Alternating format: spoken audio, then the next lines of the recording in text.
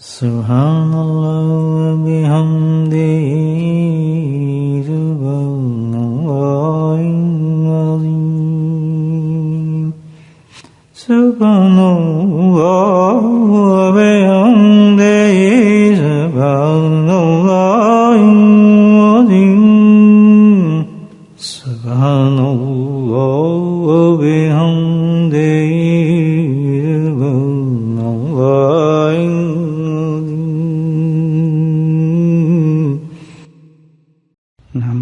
صلی علی رسولہ الکریم اما بعد قال اللہ تعالی فی القرآن المجید فاعوذ باللہ من الشیطان الرجیم بسم اللہ الرحمن الرحیم ان اللہ وملائکتہ یصلون علی النبی یا ایھا الذین آمنوا صلوا علیہ وسلموا تسلیما اللهم صل على سيدنا مولانا محمد المعدن الجود والكرم اللهم صل على سيدنا مولانا محمد وآله ألف مرة اللهم صل على سيدنا مولانا محمد وآله وصحبه وبارك وسلم أما بعد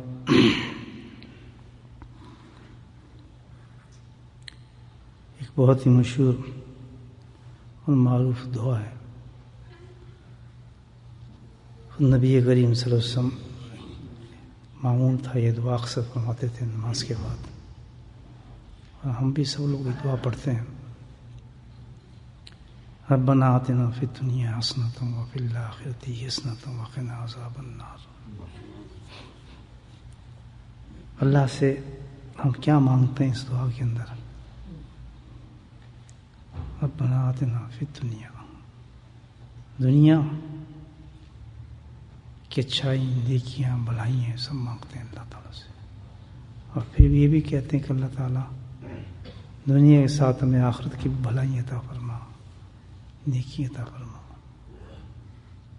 اور اس کے ساتھ یہ بھی کہتے ہیں کہ وقنا عذاب النار، یا اللہ تو ہمیں دوزخ کی آگ سے بھی بچا لینا. وہ کون سا ایسا عمل ہے، کون سی ایسی چیز ہے جو اللہ سے مانگتے ہیں کہ جو ہماری دنیا کو بھی بہتر کر دے اور آخرت کو بھی بہتر کر دے؟ سوچیں ذرا.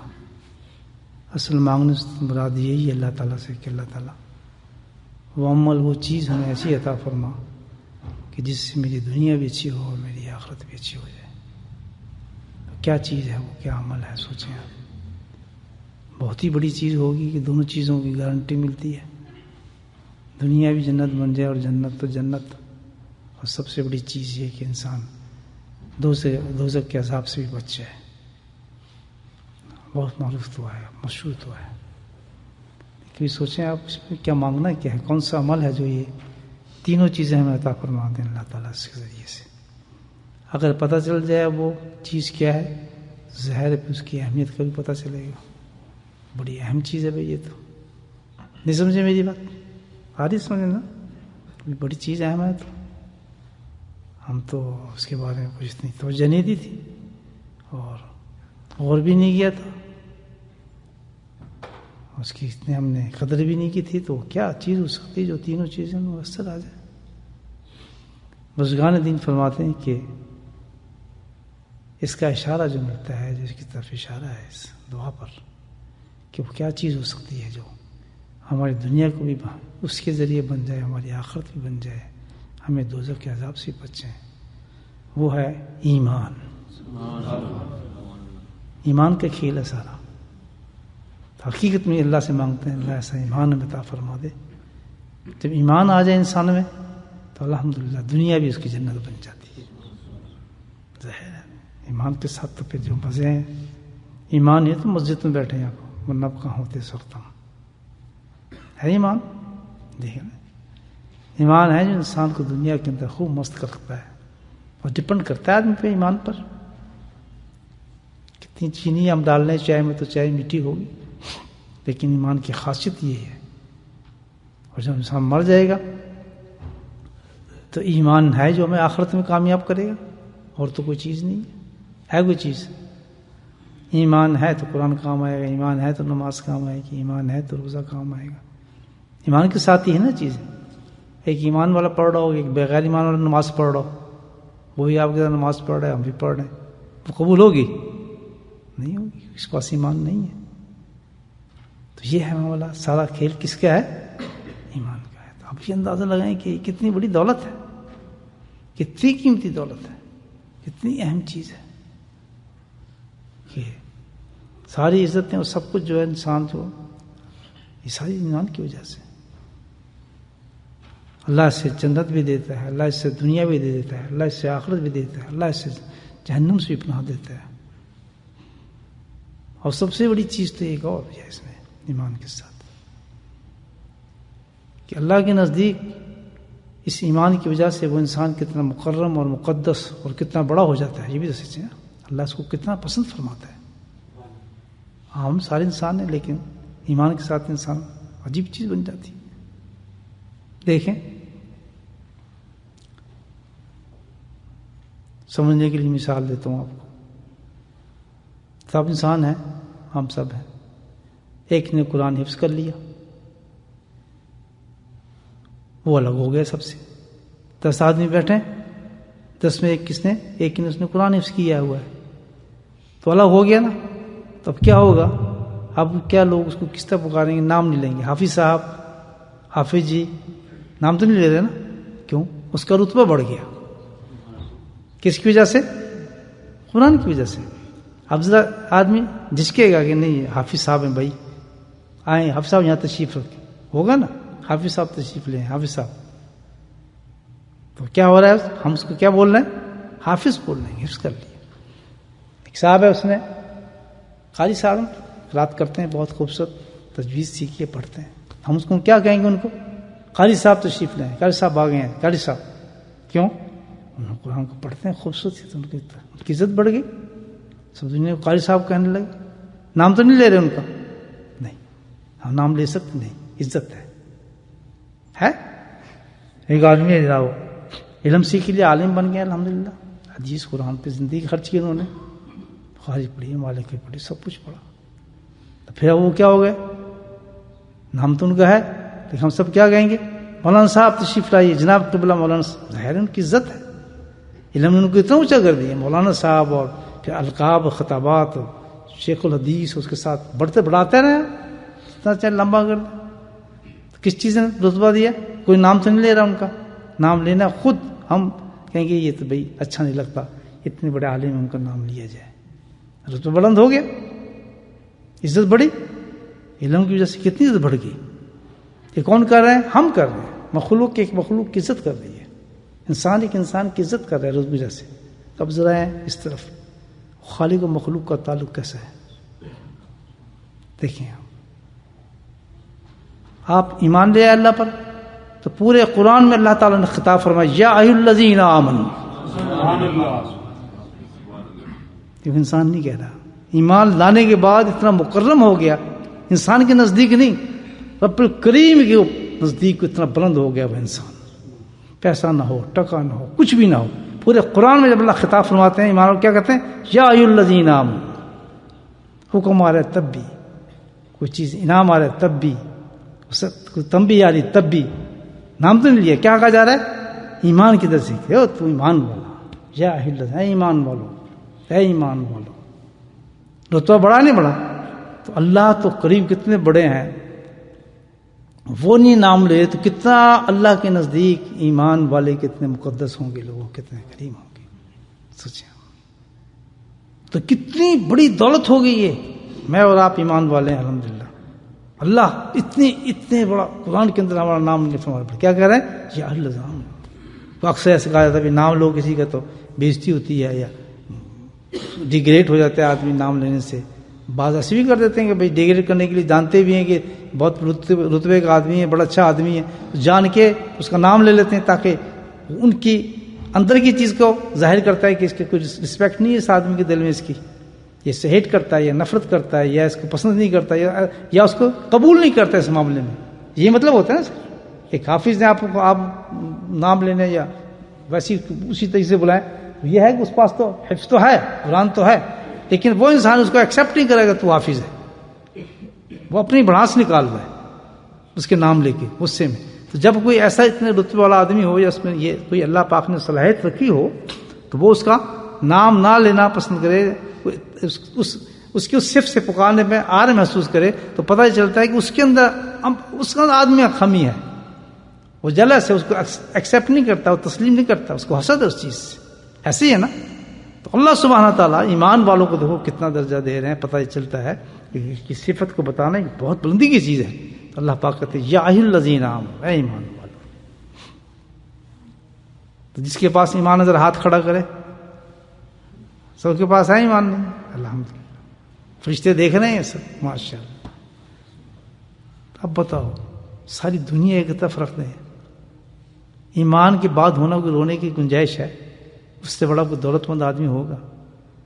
اگر چند دنوں کے لیے وہ آدمی چارہ مفلس ہو گئی یا پریشان ہو گیا، لیکن دائمی زندگی اس کی دیکھیں کیا ہوگی ایمان کے ساتھ، کیا حالت ہوگی اس کی. تھوڑی دیر کی بات ہے بس، کیا ملے گا اس کو اس ایمان کے بدلے میں. کتنی بڑی دولت ہوگی جو اللہ پاک نے عطا کی ایمان کی.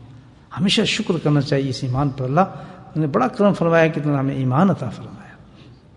لیکن ایک بات تو ہے، اب جتنی بڑی دولت ہے جس کا کوئی ہمارے پاس کوئی پیمانہ نہیں اس دولت کو ناپنے کے لیے. ہر چیز اسی کی وجہ سے ملے گی، ہر چیز اسی کی وجہ سے ملنی ہے ہمیں، آخرت میں بھی، دنیا میں بھی آخرت میں بھی.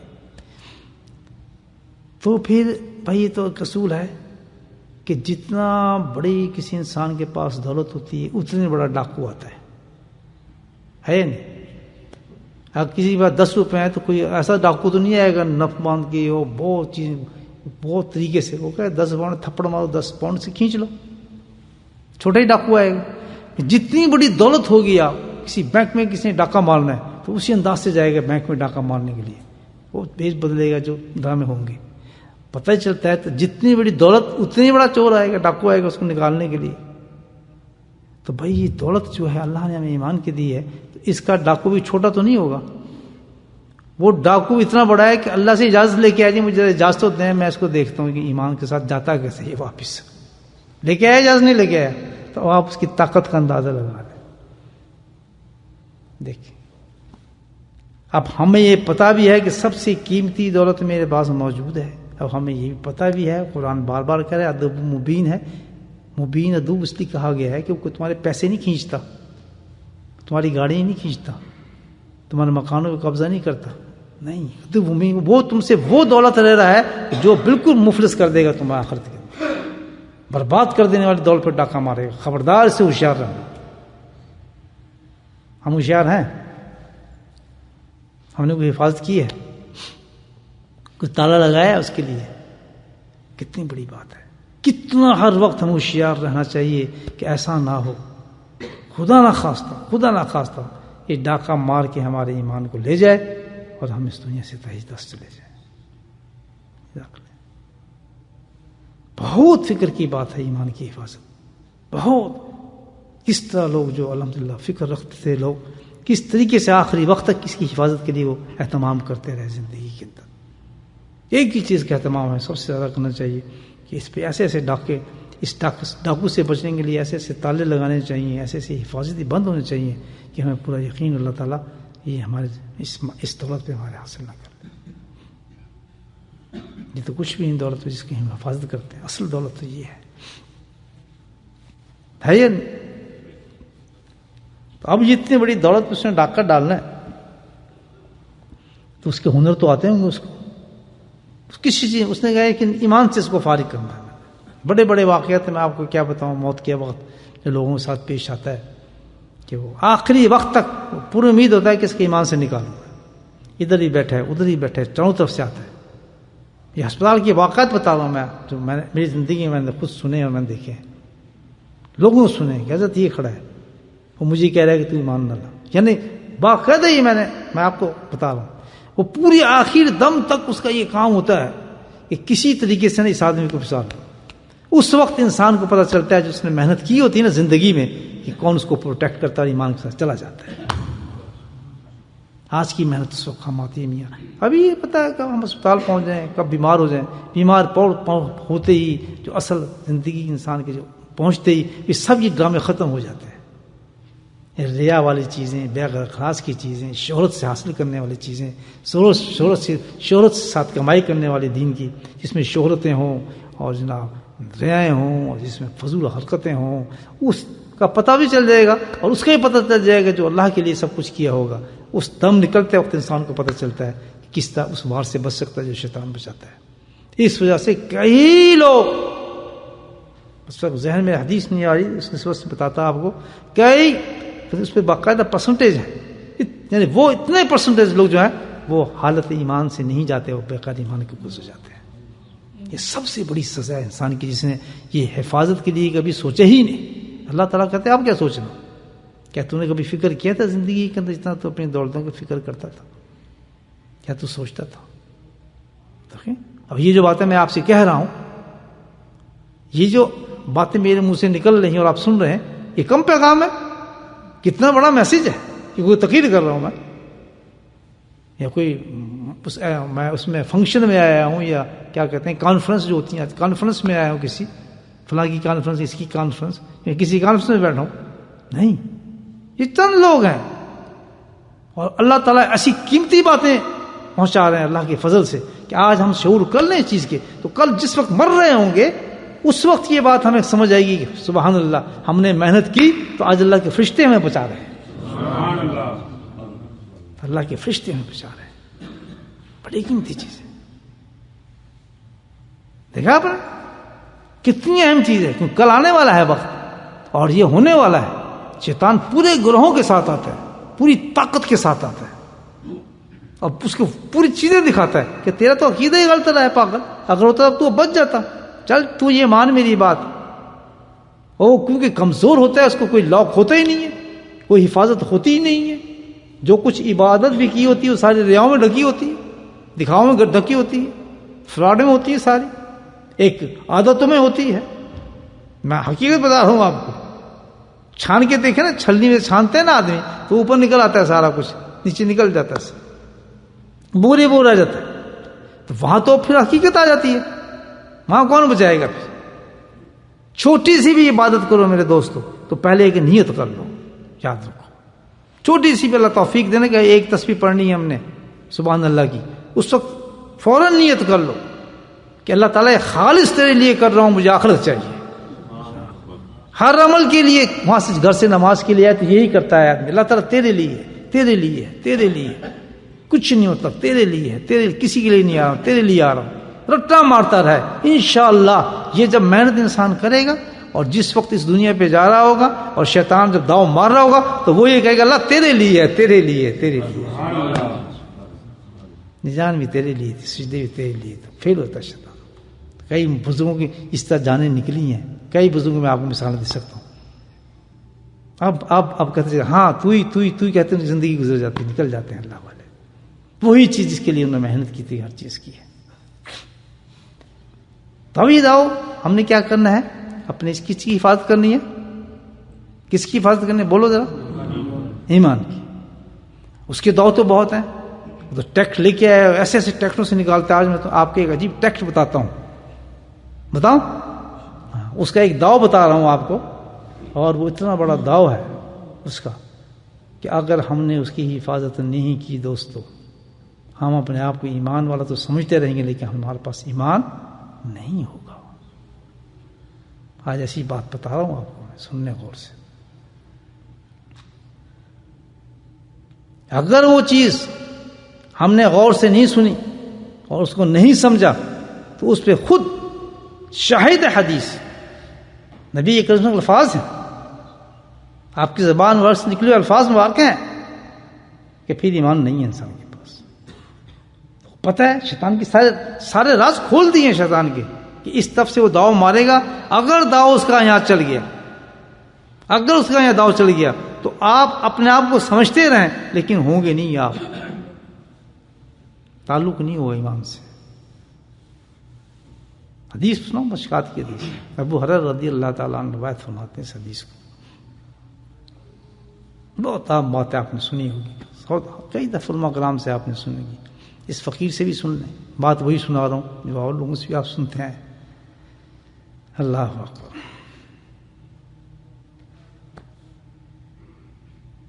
الحیا من الایمان، چھوٹی سی حدیث، الحیا من الایمان، اللہ کے نبی فرماتے ہیں، ابو ہریرہ حدیث فرماتے ہیں، دو راوی اس میں ہیں کہ اس میں ایک کہ ابو بکر رضی اللہ تعالیٰ عنہ، ایک میں حضرت ابو ہریرہ رضی اللہ تعالیٰ عنہ، یہ مشکات کی حدیث ہے۔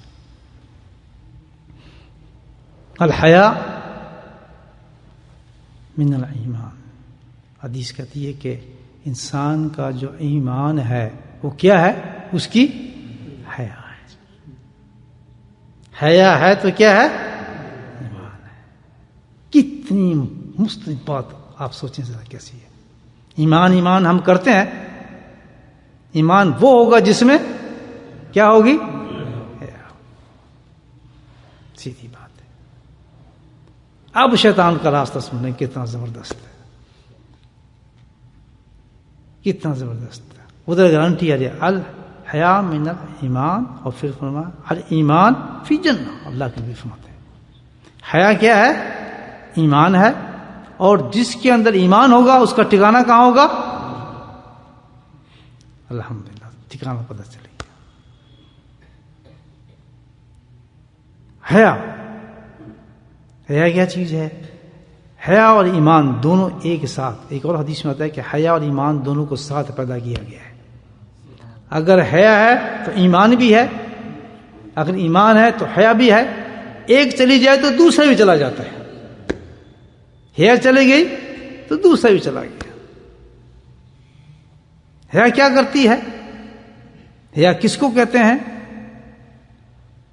حیا جو ہے وہ ایک کام جو ہے حیا کا زبردست، اس کو ایمان کے ساتھ جوڑا گیا ہے، ایمان کے ساتھ رکھا گیا ہے، ایمان کو غائب کیا گیا ہے، ایمان اس کے ساتھ رہا۔ حیا اس کو کہتے ہیں کہ جب انسان کے اندر وہ جذبہ، وہ شعور پیدا ہو کہ اللہ کے احکام کی وہ نافرمانی نہیں کرتا، اس کو کہا جاتا ہے حیا۔ کیسے؟ جس میں حیا ہوگی اس کو گالی دیتے بھی شرم آتی ہے، آتی ہے نہیں آتی؟ اس کو کسی انسان کو برا کہتے بھی شرم آتی ہے، اس کو کسی کا مال کھاتے بھی شرم آئے گی۔ یہ حیا کی نشانی سننے یہاں۔ حیا دار کیا ہوتا ہے؟ اس کی زبان پہ کبھی گالی نہیں ہوگی، کبھی کسی کی بدخوئی نہیں ہوگی، وہ کسی کے ساتھ برائی سے پیش نہیں آئے گا، اس کے ہاتھوں سے کبھی ظلم نہیں ہوگا۔ وہ کیا کر حیا دار آدمی کس سے حیا آئے گی کہ اللہ نے منع فرمایا، میں کیسے کروں؟ یہ تو اس کو چانس مل رہا ہے کہ اس کو ظلم کر، یا مجھے حیا آتی ہے، اس کی حیا اس کو آڑے آ رہی، حیا روکتی ہے ہر اس چیز کو جو اللہ کا نافرمان بنا دے انسان۔ اتنی بڑی رکاوٹ ہے کہ جہاں حیا ہوگی وہاں گناہ ہو ہی نہیں سکتا انسان سے، ایمان رسید نہیں ملتا۔ الحیا من الایمان، حیا ہوگی انسان اللہ کی نافرمانی کرے گا ہی نہیں، کہاں بجائے گا، ڈر جائے گا کہ نہیں مجھ سے تو کام نہیں، میری حیا اجازت نہیں دے کہ میں یہ کام کروں، میں کسی پہ ظلم کروں، میں کسی کے ساتھ زیادتی کروں، میں کسی کو گالی دوں، کوئی مجھے کہے کہ یہ ظالم ہے، مجھے کہے جس نے حق مارا ہے۔ حیا دار خاوند کبھی اپنی بیوی پہ ظلم نہیں کرے گا، اس کا حق نہیں مارے گا، اس کو تنگ نہیں کرے گا، اس کو گالی نہیں دے گا، اس کی پٹائی نہیں کرے گا۔ حیا ہے، حیا دار بیوی جو ہے کبھی اپنے خاوند کو تنگ نہیں کرے گی، اس کے حقوق پورے کرے گی، اس کی عزت کی حفاظت کرے گی، اس کے گھر کی حفاظت کرے گی، جو اس کو حقوق ہیں وہ دے گی۔ جس گھر کے اندر حیا ہوگی وہاں نہ لڑائی ہوگی، ادھر سے بھی لڑائی نہیں ہوگی، ادھر سے بھی لڑائی نہیں ہوگی۔ اور جہاں جس گھر میں ماحول ہوگا کہ وہاں یہ کام نہیں ہو رہا، دونوں باحیا ہوں گے تو وہاں مکمل ایمان ہوگا، اور جہاں مکمل ایمان ہوگا ان کو بشارت دنیا میں ہے کہ تمہارا گھر جنت میں ہے۔ یہ تو حاضر جنت۔ آج معاشرہ ہمارا کیا ہے؟ ایمان کے تو دعوے دار ہیں، حال کیا ہے؟ قتل، غارت، دنگا فساد، بمباری، مار دھوڑ، قتل، تباہی مچائی ہوئی ہر جگہ۔ کس نام پر؟ اسلام کے نام پر، مسلمان کے نام پر۔ اور ادھر کیا بتایا جا رہا ہے؟ اب یہ دیکھو اسلام کیا کہہ رہا ہے کہ اسلام کی تو شان ہی نہیں ہے، وہ تو ایمان ہی نہیں ہے۔ جو قتل کرتا ہے، جو مارتا ہے، جو گالیاں دیتا ہے، جو ظلم کرتا ہے، گھر میں کرتا ہو، باہر کرتا ہو، بچوں پہ کرتا ہو، بیوی پہ کرتا ہو، وہ تو ایمان سے ہی خارج ہے، اس کا تعلق نہیں۔ اس وقت ایمان کہاں اس کے پاس، دو چیزیں ساتھ رہ ہی نہیں سکتی۔ تو جو یہ فساد مچاتے پھرتے ہیں، جو قتل و غارت ہو رہی ہے، جل رہے ہیں، لٹ رہے ہیں، اس سے اسلام کا تو کوئی تعلق ہو ہی نہیں سکتا. آپ یہ دیکھیں، ہمارے تو حدیثیں بتاتی ہیں، قرآن بتاتا ہے کہ جب یہ وہ کام کرتا ہے اس میں حیا نہیں ہوتی.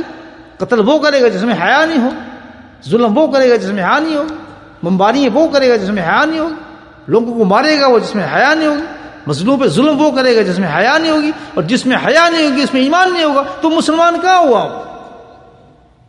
مسلمان تو رہا ہی نہیں. وہ اس مطلب اسلام تو نہیں ہے، نہیں ہے.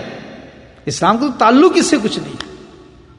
مسلمان کی تو شانی یہ ہے، قرآن تعالیٰ ایمان والا مسلمان ہو تو اللہ تعالیٰ کہتا ہے جنت میں تو صرف وہی مسلمان جائے گا جس کے اندر حیا ہوگی، یعنی وہ بالکل ایسا انسان ہوگا مکمل طور پر جس چیز سے اللہ نے منع فرمایا ہوگا اس کا تو ہاتھ ہی نہیں اٹھا ہوگا، اس کی نگاہیں نہیں جاتی ہوں گی. جس وقت انسان گناہ کر رہا ہوتا ہے، کہتے ہیں نا جس وقت انسان زنا کر رہا ہوتا ہے وہ ایمان سے فارغ ہوتا ہے، اس وقت ایمان سے کوئی تعلق نہیں ہوتا، کیونکہ اتنی بڑی نافرمانی کر رہا ہے. ایمان کیا؟ جس وقت کسی کو گالیاں نکال رہا ہوتا ہے، وہ کسی کو مار رہا ہوتا ہے، کسی مظلوم کو بیچاری وہ کچھ نہیں کر سکتی یا کچھ نہیں کر سکتا، وہ کچھ کر رہا ہے کسی کے ساتھ، تو وہ کہاں کا مسلمان ہو گیا؟